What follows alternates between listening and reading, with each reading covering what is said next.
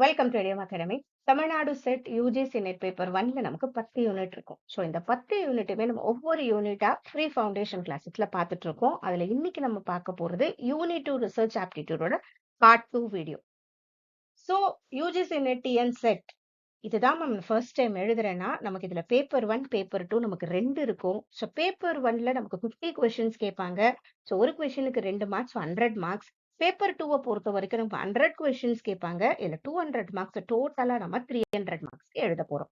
So paper 1ல இருக்கிற 10 unit இதுதான். First unit teaching aptitude. இது நம்ம ஃப்ரீ ஃபவுண்டேஷன் கிளாஸஸ் போட்டிருக்கோம், பாருங்க. ரொம்ப இம்பார்ட்டன்ட். இதுல குடுக்குற கொஸ்டின்ஸ் நம்ம கொஞ்சம் படிச்சுட்டோம்னா ஈஸியா மார்க் எடுத்துடலாம். நெக்ஸ்ட் ரிசர்ச் ஆப்டிடியூட பொறுத்த வரைக்கும் இங்க நம்ம கொஞ்சம் புரிஞ்சு படிக்க வேண்டியது இருக்கு. ஏன்னா ரிசர்ச் ரிலேட்டடா இருக்கும். சில சமயத்துல நம்ம மாஸ்டர்ஸ்லயும் நம்ம ரிசர்ச் டாபிக் பண்ணியிருந்தோம்னா இதுல ஈஸியா நம்மளால மார்க் ஸ்கோர் பண்ண முடியும். So unit 3 reading comprehension, communication, mathematical reasoning, logical reasoning, data interpretation, ICT, people development management, higher education. So இன்னைக்கு நம்ம பண்ண போறது ரிசர்ச் ஆப்டிடியூட். நம்ம எல்லா யூனிட்ஸும் கவர் பண்ண போறோம். ஸோ சேனலை சப்ஸ்கிரைப் பண்ணி வச்சுக்கோங்க, ரொம்ப யூஸ்ஃபுல்லா இருக்கும். ஸோ ரிசர்ச் ஆப்டிடியூட் பொறுத்த வரைக்கும் என்ன டாபிக்ஸ்லாம் நமக்கு இருக்கு, ரிசர்ச்னா என்னன்றது நமக்கு கண்டிப்பா தெரிஞ்சிருக்கணும். நெக்ஸ்ட் ரிசர்ச்சோட பாரடைம்ஸ்ன்னு சொல்லுவோம். பாசிட்டிவிசம், போஸ்ட் பாசிட்டிவிசம், இன்டர்பிரிட்டிவிசம் அப்படின்னா என்னன்றதை படிக்கணும். நெக்ஸ்ட் டைப்ஸ் ஆஃப் ரிசர்ச் ரொம்ப இம்பார்ட்டன்ட். இதுல இருந்து கண்டிப்பா கொஸ்டின் வரும். அடுத்தது ரிசர்ச்சோட டிசைன்ஸ், டிஸ்கிரிப்டிவ், அது எப்படி பண்றோம், எக்ஸ்பிளனேட்டரி இல்லையா, அந்த மாதிரி நமக்கு டைப்ஸ் இருக்கு. எக்ஸ்பிரிமெண்டல் டைப், அந்த மாதிரி டைப்ஸ் இருக்கு, டிசைன்ஸ் இருக்கு, அது தெரிஞ்சுக்கணும். அப்புறம் சாம்பிளிங், வேரியபிள்ஸ்னா என்ன, ஹைப்போதசிஸ்னா என்ன, மெஷர்மெண்ட்னா என்ன, டேட்டா கலெக்ஷன், இதுல பிரைமரி டேட்டா செகண்டரி டேட்டான்னு இருக்கும், அதை பத்தி தெரியணும். நெக்ஸ்ட் வேலிடிட்டி அண்ட் ரிலையபிலிட்டினா என்ன, எத்திக்ஸ், ரிசர்ச்சோட எத்திக்ஸ்னா என்ன, நெக்ஸ்ட் ஐசிடி எந்த அளவுக்கு ரிசர்ச்க்கு நமக்கு தேவைப்படுது, ஸ்டாட்டிஸ்டிக்ஸ் எந்த ரிசர்ச்ல தேவைப்படுது, கோரிலேஷன்னா என்ன, ரிக்ரெஷன்னா என்ன, இதுதான் நமக்கு ரொம்ப இம்பார்ட்டன்ட். ஸோ யூனிட் நம்ம வந்து ஃபர்ஸ்ட் வீடியோல இது கண்டினியூஷன் பண்ணிட்டு இருக்கோம். ஃபர்ஸ்ட் வீடியோல ஒரு பேசிக்ஸ் எல்லாமே நம்ம கவர் பண்ணியாச்சு. ரிசர்ச்னா என்ன, பாராடைம் என்ன, டைப்ஸ் என்ன, எல்லாமே பார்த்தாச்சு. இன்னைக்கு நம்ம ஸ்டார்ட் பண்ண போறது பார்ட் 2 வீடியோ. இதுல நம்ம என்னெல்லாம் பார்க்க போறோம்னா, வேரியபிள்ஸ்னா என்னன்னு பார்க்க போறோம், ஹைப்போதசிஸ் என்னன்னு பார்க்க போறோம், ஸ்கேல்ஸ் எதுக்கு தேவைப்படுது, ரொம்ப இம்பார்ட்டன்டான டாபிக் இந்த ஸ்கேல்ஸ். அப்புறம் ரிசர்ச்சோட ப்ராசஸ் எப்படி பண்ணணும், டேட்டா கலெக்ஷன் எப்படி பண்ணணும், வேலிடிட்டி அண்ட் ரிலையபிலிட்டி, இதுக்கு டைப்ஸும் இருக்கு, அதுவும் நம்மளோட பேசிக்ஸ் பார்ப்போம். ரிசர்ச் எத்திக்ஸ்னா என்ன, அப்புறம் ஸ்டாட்டிஸ்டிக்ஸ் எதுக்கு யூஸ் பண்றோம், என்னெல்லாம் ஸ்டாட்டிஸ்டிக்ஸ் இருக்கு, இதுதான் நம்ம பார்க்க போறோம். ரைட்டா? ஸோ ஃபர்ஸ்ட் வேரியபிள்ஸ் இன் ரிசர்ச் அப்படின்னா என்ன, இதுதான் ரொம்ப ரொம்ப இம்பார்ட்டன்ட். இப்போ நம்ம ஒரு 2 விஷயத்த நம்ம கம்பேர் பண்ணி பார்க்குறோம் இல்லையா, அதை தான் நம்ம வேரியபிள்ஸ்னு சொல்றோம். இப்போ ஒரு டீச்சிங் மெத்தட் நல்ல ஒரு லேர்னிங் அவுட்கம் கொண்டு வருதா பசங்களுக்கு, அதுல அந்த டீச்சிங் மெத்தட் ஒரு வேரியபிள், லேர்னிங் அவுட்கம் வேரியபிள். நம்ம எதை செக் பண்றோமோ அதுதான் வேரியபிள்ஸ் ஆக்சுவலா. ரைட்டா? ஸோ இந்த வேரியபிளை பொறுத்த வரைக்கும் இண்டிபெண்ட் நம்ம சொல்லுவோம். அதே மாதிரி வேரியபிள் வந்து எப்பயுமே அட்லீஸ்ட் ஒரு 2 வேல்யூஸ் இருக்கும், செக் பண்ணி பார்ப்போம் நம்ம அந்த இடத்துல. இதுல இண்டிபெண்டன்ட் டிபெண்டன்ட்ங்கிறது ரொம்ப ரொம்ப இம்பார்ட்டன்ட்.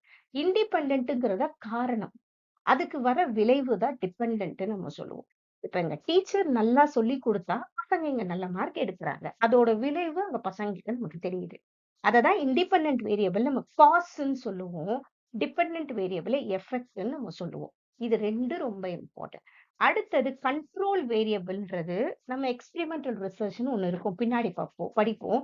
சில இதை வந்து நம்ம கான்ஸ்டன்டா வச்சுக்கணும், அதை தான் நம்ம கண்ட்ரோல் வேரியபிள் சொல்லுவோம். ஓகே, இப்ப டீச்சிங் மெத்தட் நம்ம 2 கிளாஸுக்கு கம்பேர் பண்ணி பார்க்கிறோம். New teaching method, old teaching method compare பண்றோம்னா, அதுக்கு சொல்லிக் கொடுக்குற டீச்சரையோ இல்ல அந்த சிலபஸையோ நம்ம என்ன பண்றோம், கான்ஸ்டன்டா வச்சிருக்கோம். அதை தான் நம்ம என்னன்னு சொல்லுவோம், கான்ஸ்டன்ட். ஓகே, கண்ட்ரோல் பண்றோம்.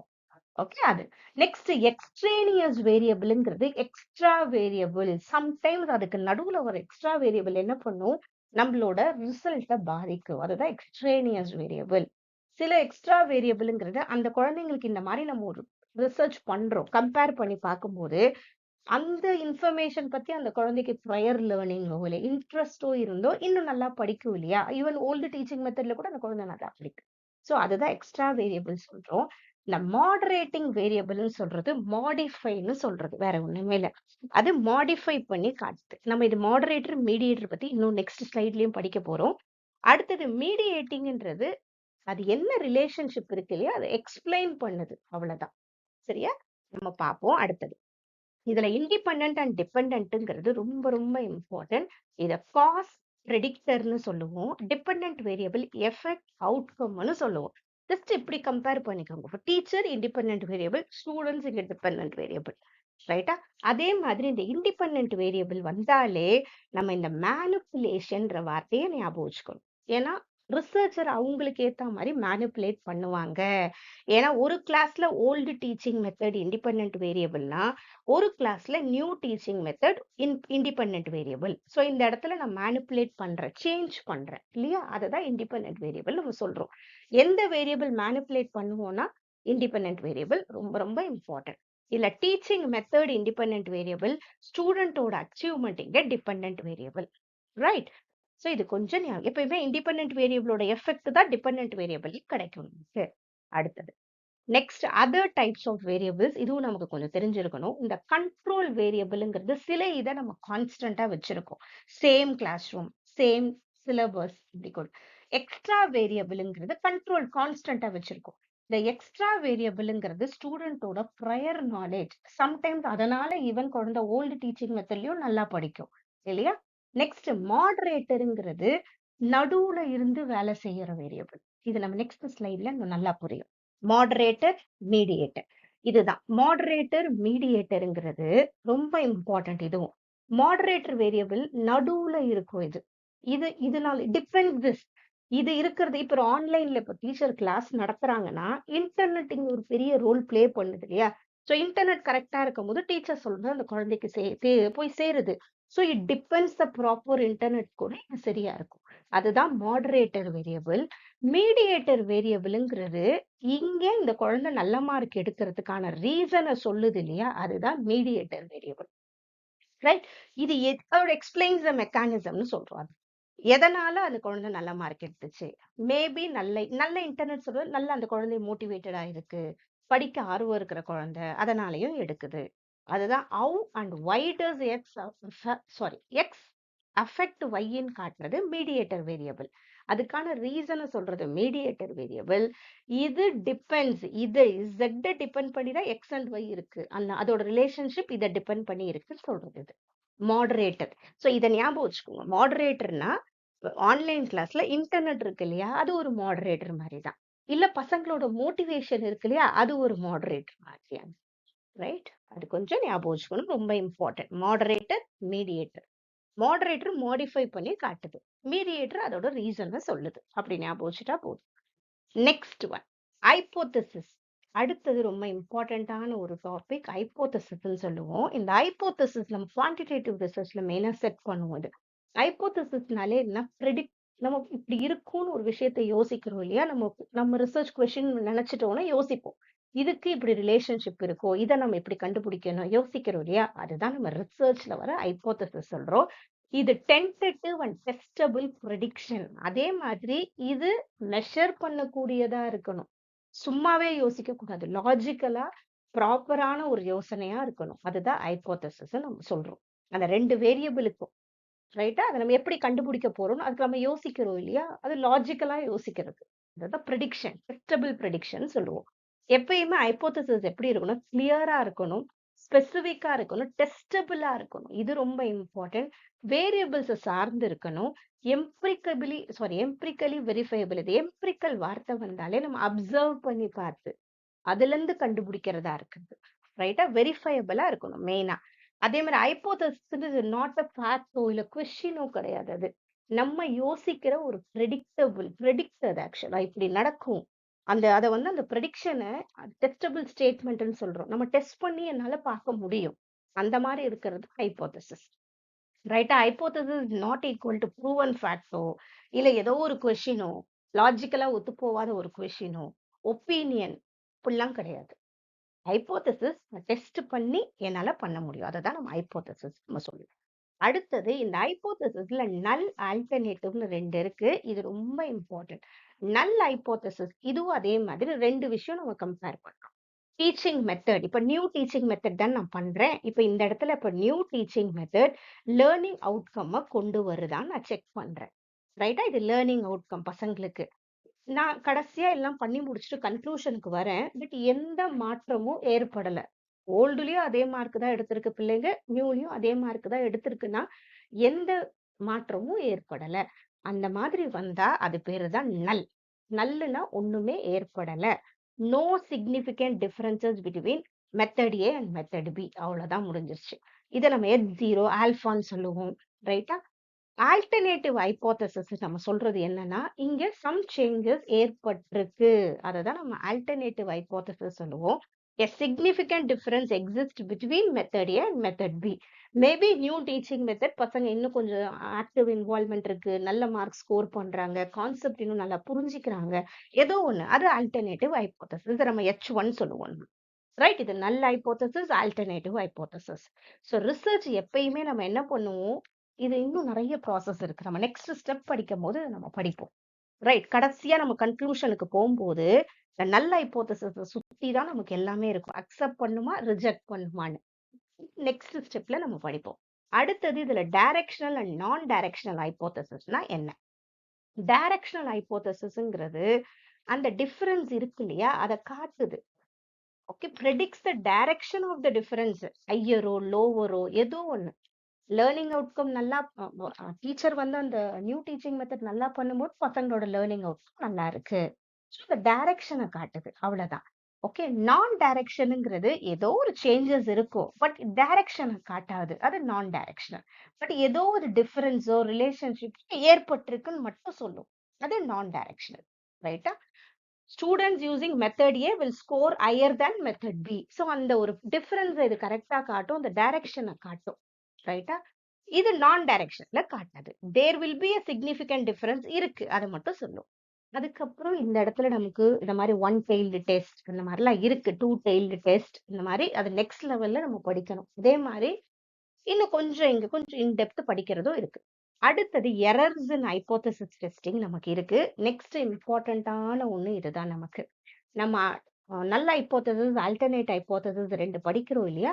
நம்ம ரிசர்ச் ஓரளவு முடிச்ச உடனே கடைசியா நம்ம செக் பண்ணி பார்ப்போம். இது வந்து டிஃபரன்ஸ் 2த்துக்குமே சேஞ்ச் ஆயிருக்கா ஆலையான்னு பார்ப்போம். அதுல இருந்து வர்றது தான் இந்த டைப் 1 எரர், டைப் 2 எரர் நம்ம சொல்லுவோம். ஓகே, டைப் 1 எரர்ன்னு சொல்றது ஃபால்ஸா நம்ம பாசிட்டிவ்னு சொல்லிட்டோம். ஏன்னா அங்க எந்த சேஞ்சஸும் ஏற்படல. அப்ப என்ன பண்ணணும், நம்ம நல்ல ஹைப்போதசிஸ் அக்செப்ட் பண்ணணும். அது பண்ணாம இந்த இடத்துல நம்ம அதை ரிஜெக்ட் பண்ணிட்டோம். இது ஒரு தப்பு. ஓகே, இது ஒரு தப்பு. எரர்னா என்ன, நம்ம பண்றது ரிசர்ச்ல பண்ற தப்பதான் எரர்னு சொல்றோம். அதுல இது டைப் 1 எரர், டைப் 2 எரர்னு சொல்றோம்.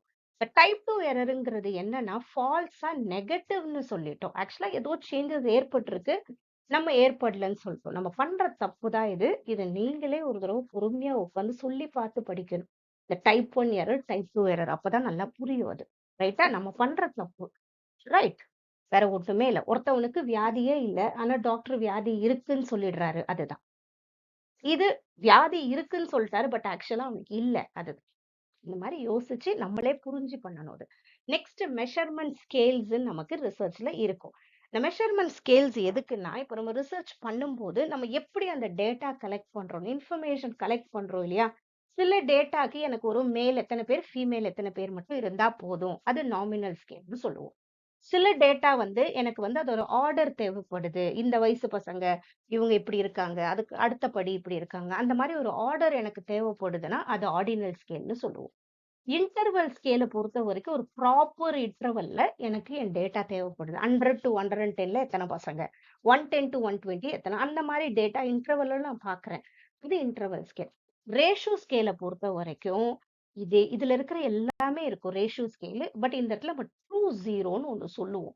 இதுதான் ரேஷியோ ஸ்கேல்ல வர்றது. நம்ம நெக்ஸ்ட் ஸ்லைட்ல அதை பார்ப்போம். ஸோ மெஷர்மெண்ட் ஸ்கேல்ஸ்ன்னு சொல்றது எதுக்கு தேவைப்படுது, நம்ம டேட்டா கலெக்ட் பண்ணும்போது எந்த ஸ்கேல்ல பண்றோம். ரைட்டா? அந்த இடத்துல இது நமக்கு தேவைப்படும். அடுத்தது, சோ இதுல நாமினல் ஸ்கேலுங்கிறது என்ன இருக்குன்னா, வெறும் கேட்டகரிஸ் மட்டும், இப்ப பிளட் குரூப் மட்டும் என்னன்னு பாக்குறேன். அவ்வளவுதான். அந்த மாரி நான் பார்க்கிறேன்னா, இப்ப பிளட் குரூப், ஜெண்டரோட category, subject stream, maths, science அவ்வளவுதான். சோ இந்த மாரி மட்டும் எனக்கு டேட்டா தேவைப்பட்டா நாமினல் ஸ்கேல்ன்னு நம்ம சொல்றது. ஆர்டினல் ஸ்கேல பொறுத்த வரைக்கும் இந்த இடத்துல ரேங்கிங் இருக்கும், ஆர்டர் இருக்கும், அது எல்லாமே இருக்கும். ஃபர்ஸ்ட், செகண்ட், தேர்ட் ரேங்க், சாட்டிஸ்ஃபேக்ஷனோட லெவல்ஸ் பார்க்கிறது, அந்த மாரி இருக்கிறது ஆர்டினல். இன்டர்வல் ஸ்கேல பொறுத்த வரைக்கும் ப்ராப்பர் இன்டர்வல் இருக்கும். இந்த இடத்துல நோ ட்ரூன்ற வார்த்தை யூஸ் பண்ணுவாங்க.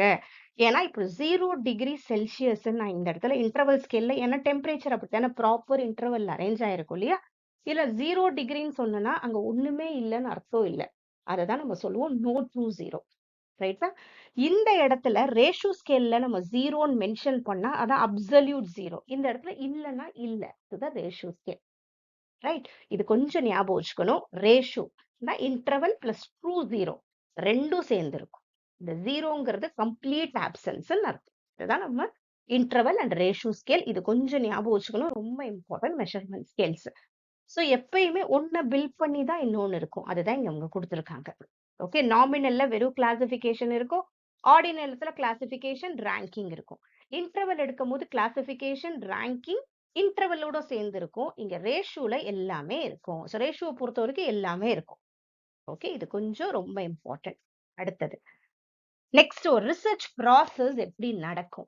ஃபர்ஸ்ட் ரிசர்ச் ப்ராப்ளம் என்னன்றத முதல்ல நம்ம தேடணும். என்ன பண்ண போறோம்ன்றத நம்ம முடிவு பண்றோம்.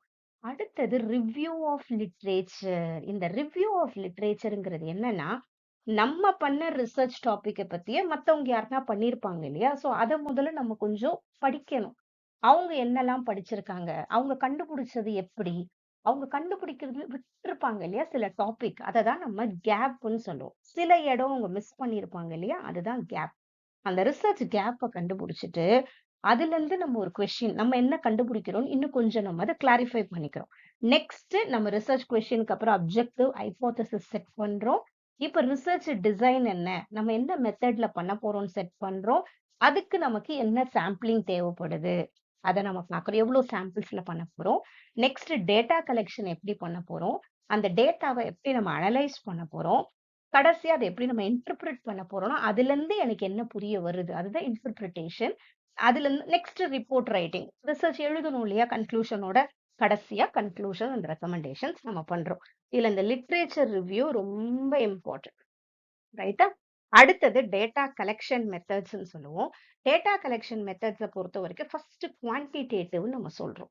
குவான்டிடேட்டிவ் பொறுத்த வரைக்கும் நம்பர்ஸ்ல இப்ப எனக்கு டேட்டா கலெக்ட் பண்ண போறேன். ஸ்டாட்டிஸ்டிக்ஸ் நான் யூஸ் பண்ண போறேன்னா, அது குவான்டிடேட்டிவ்ல கேளு. குவான்டிட்டினாலே நம்பர்ஸ் தானே.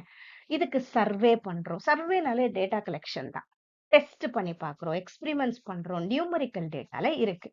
குவாலிட்டேட்டிவ் டேட்டாவ பொறுத்த வரைக்கும் நம்பர்ஸ் மட்டும் கிடையாது. அவங்க கிட்ட போய் ஒரு ஓப்பன் எண்டட் கொஸ்டின்ஸ் குடுக்குறேன். ஓப்பன் எண்டட்னா இந்த இடத்துல என்ன நடந்துச்சு? நீங்க என்ன நினைக்கிறீங்க? அந்த மாதிரி அவங்க கிட்ட நம்ம கேட்கும்போது, அவங்களுக்கு என்ன தோணுதோ அவங்க சொல்லுவாங்க. அதே மாரி இத ஞாபகம் வச்சுக்கோங்க. க்ளோஸ்ட் எண்டட் கொஸ்டின்ஸ்னா நம்மளே ஆப்ஷன்ஸ் குடுத்துடுறோம். அதுலருந்து ஒண்ணு மட்டும் அவங்க பிக் பண்ணி சொன்னா அது க்ளோஸ்ட் எண்டட் கொஸ்டின்ஸ்.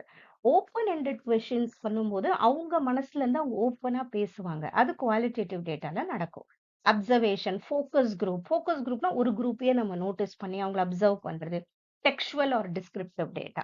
மிக்ஸட் மெத்தடுங்கிறது இது 2த்தையுமே சேர்த்தது. Quantitative plus qualitative. சில ரிசர்ச்சுக்கு தேவைப்படும். 2 மாரியும் பண்ணாதான் நமக்கு கிடைக்கும். அததான் நம்ம ட்ரையாங்குலேஷன் நம்ம சொல்லுவோம் அந்த வார்த்தைய. 2ம் சேர்த்து பண்றது. அடுத்தது நமக்கு இருக்கிறது வேலிடிட்டி நம்ம சொல்லுவோம். வேலிடிட்டியோட ஒரு மெயினா ஞாபகம் வரணும். அக்யூரசி ஞாபகம் வச்சுக்கணும். வேலிடிட்டின்னு சொல்றது என்னது? அக்யூரசி. வேற ஒண்ணுமே இல்ல. ஓகே, இது அதோட ஒரு கீவேர்ட் மாதிரி. நம்ம என்ன பண்றோமோ அது அக்யூரேட்டா பண்றோமா? அதுதான் வேலிடிட்டி. ரைட்டா? இப்போ ஒரு ஒரு ரிசர்ச் பண்றேன்னா, அந்த ரிசர்ச்சுக்கான ஆன்சர் கண்டுபிடிக்கிற மாதிரியான டூல் நான் யூஸ் பண்றேனா? டூல்னா என்னது? எனக்கு டேட்டா கலெக்ட் பண்ண நான் யூஸ் பண்றது தான் டூல்னு சொல்றோம். ஒண்ணு குவெஸ்டினேரா இருக்கலாம். இல்ல ஓப்பன் எண்டட் கொஸ்டின்ஸ் கேட்கிற மாதிரி இருக்கலாம். அதெல்லாம் டூல்ஸ். அத மெஷர் பண்ற மாரி இருக்கா? அததான் நம்ம வேலிடிட்டி நம்ம சொல்றோம். இல்ல அந்த கன்டென்ட் வேலிடிட்டி நம்ம சொன்னது என்னன்னா, இப்போ ஒரு ரிசர்ச் நான் பண்றேன்.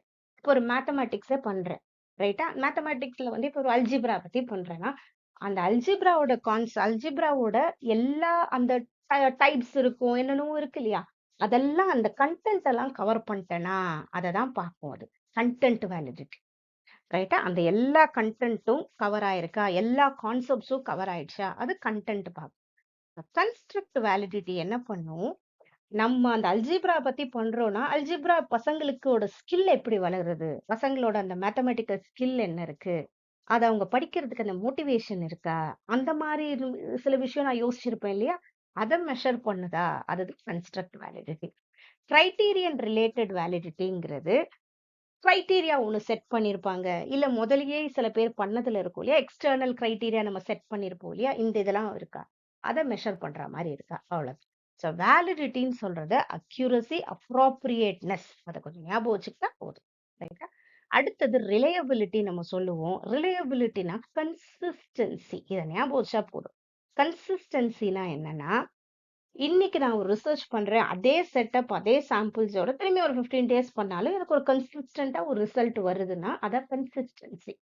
ரைட்? சோ இதுக்கு நெறைய டைப்ஸ் இருக்கு. அதான் டெஸ்ட், ரீடெஸ்ட் ரிலையபிலிட்டின்னு சொல்லுவோம். parallel and equivalent forms reliability, split off reliability, internal consistency, inter rater reliability. 2 பேர் பண்றது. வேற ஒண்ணு இன்டர் ரேட்டர். அவங்க பண்ணாலும் அதே மாதிரி மோர் ஆர் லெஸ் கரெக்ட்டா வருதா? அதுதான் inter related. Reliability is equal to consistency. இது கொஞ்சம் ஞாபகம் வச்சுக்கணும். அதே மாரி வேலிடிட்டி, ரிலையபிலிட்டி இது எல்லாம் இருந்தா தான் அது ஒரு ப்ராப்பரான ஒரு குட் ரிசர்ச்ன்னு நம்ம சொல்லுவோம். ரைட்டா? ஏன்னா வேலிடிட்டிங்கிறது நம்ம என்ன மெஷர் பண்றோமோ அத மெஷர் பண்ணுதா? ரிலையபிலிட்டி நம்ம கன்சிஸ்டன்ட்டா இருக்கா? நம்ம பண்ணது. அதுதான் நம்ம பார்க்கிறோம். ரைட்? வேலிடிட்டி, ரிலையபிலிட்டி ரொம்ப important. Next plagiarism and research ethics நமக்கு இருக்கு. இந்த பிளெஜரிசம்னா என்னன்னா, நம்ம ரிசர்ச்ல பண்ற தப்ப தான் நம்ம பிளெஜரிசம் நம்ம சொல்றோம். வேற ஒண்ணுமே இல்ல. சோ பிளெஜரிசம பொறுத்த வரைக்கும் நெறைய இருக்கு பிளெஜரிசம்ல. செல்ஃப் பிளெஜரிசம்னு இருக்குது. ஒண்ணுமே இல்ல. இப்போ ஒரு நம்ம ரிசர்ச் பண்றோம்னா, மத்த ரிசர்ச் பேப்பர்ல இருந்தும் சில பாயிண்ட்ஸ் எடுத்து நம்ம எழுதலாம். தப்பு கிடையாது. ஆனா அத எழுதிட்டு, எந்த ரிசர்ச் பேப்பர்ல இருந்து நம்ம எடுத்தோன்றத நம்ம அதுக்கு ஒரு ரெஃபரன்ஸஸ்க்குன்னு ஒரு டைப்ஸ் இருக்கு. அது எழுதணும். அந்த மெத்தட்ல அது எழுதிரணும். அதுக்கு தான் நம்ம சொல்லுவோம். கிரெடிட்ன்னு ஒரு வார்த்தை சொல்லுவோம் இதுல. கிரெடிட்னா ரெஸ்பெக்ட். நம்ம எந்த பாயிண்ட் மத்தவங்க கிட்ட இருந்து எடுக்கிறோமோ, அவங்களுக்கான கிரெடிட்ட நம்ம குடுத்துர்றோம். அத நம்ம விட்டுட்டோம்னா, அதுதான் நம்ம பிளெஜரிசமா வரும். இப்ப அதுக்கு பிளெஜரிசம் டிடெக்ஷன் டூல்ஸ்லாம் இருக்கு. அதுல போட்டா கரெக்ட்டா காமிச்சுரும். இந்த அளவுக்கு சிமிலாரிட்டி இருக்கு. அதுக்கப்புறம் ரொம்ப சிமிலாரிட்டி மத்த ரிசர்ச் பேப்பரோட நம்மளது இருந்துச்சு. நம்ம கிரெடிட் மாரி மாரி குடுக்காம போயிட்டோம்னா, நம்மளது என்ன ஆகும்? இது பண்ணிடுவாங்க. ஸோ அதுக்கு இருக்கு யுஜிசியோட ரூல்ஸ் இருக்கு. 2018 ரூல்ஸ் ஒரு 4 லெவல்ல இருக்கும். ஒரு 10% இருந்துச்சுன்னா, ஓகே. இன்னும் கொஞ்சம் போக போக அகைன் சப்மிட் பண்ணணும். இந்த மாதிரிலாம் இருக்கு. ஸோ நெக்ஸ்ட் அதுவும் படிச்சுக்கணும். நெக்ஸ்ட் ஃபேப்ரிகேஷன் சொல்றது நம்மளே டேட்டாவ பண்றது. நம்ம கலெக்ட்டே பண்ணல நம்மளே ஃபேப்ரிகேட் பண்றது. ஃபால்சிஃபிகேஷன் சொல்றது மெட்டீரியல்ஸ், ப்ராசஸ் அண்ட் டேட். நம்மளே கொஞ்சம் இதுல சேஞ்ச் பண்றது. ஓகேவா? அடுத்தது எத்திக்ஸ்ன்றது நமக்கு இதுல தெரிஞ்சிருக்கணும். Honesty, informed consent, confidentiality, privacy, participant protection இதெல்லாம் எத்திக்ஸோட ரிசர்ச் பிராக்டிஸ் எப்படி இருக்கணும்? நம்ம ஒரு ரிசர்ச் பண்ணா கூட எ நம்ம அவங்க கிட்ட பீப்பிள் கிட்ட நம்ம சொல்லணும் இது பண்றோம்ன்றது. அதுதான் இன்ஃபார்ம்டு கன்சென்ட். ஒரு கான்ஃபிடென்ஷியாலிட்டி இருக்கணும். அது ரைட். நெக்ஸ்ட் ஸ்டாட்டிஸ்டிக்ஸ் அண்ட் ரிசர்ச்ச பொறுத்தவரைக்கும் டிஸ்கிரிப்டிவ் ஸ்டாட்டிஸ்டிக்ஸ், இன்ஃபரன்ஷியல் ஸ்டாட்டிஸ்டிக்ஸ்ன்னு இருக்கு. ரைட்? இதெல்லாம் நம்ம நெக்ஸ்ட் வீடியோல நம்ம பார்க்கலாம். இதெல்லாம் next video. Once paper 1, paper 2 நமக்கு 2 இருக்கு. So 2000, 4000 rupees. இது ரிலேட்டடா நான் எல்லாத்தையும் உங்களுக்கு சொல்றேன் நெக்ஸ்ட் வீடியோல. ரைட்? ஸோ உங்க கிராஷ் கோர்ஸஸ் அலோவ் நம்ம ஸ்டார்ட் பண்ணியிருக்கோம். இத நீங்க ஜாயின் பண்ணுங்க. So thank you so much. நம்ம என்ன நம்ம என்ன கோர்சஸ் ஆஃபர் பண்றோம் எல்லாத்தையும் நான் டவுன்ல குடுத்துருக்கேன். எல்லாத்தையும் பாருங்க, ஜாயின் பண்ணுங்க. Thank you so much. இது ரிலேட்டடா உங்களுக்கு எதனா டவுட்ஸ் இருக்கு நம்ம நம்பருக்கு ரீச் பண்ணுங்க. Thank you.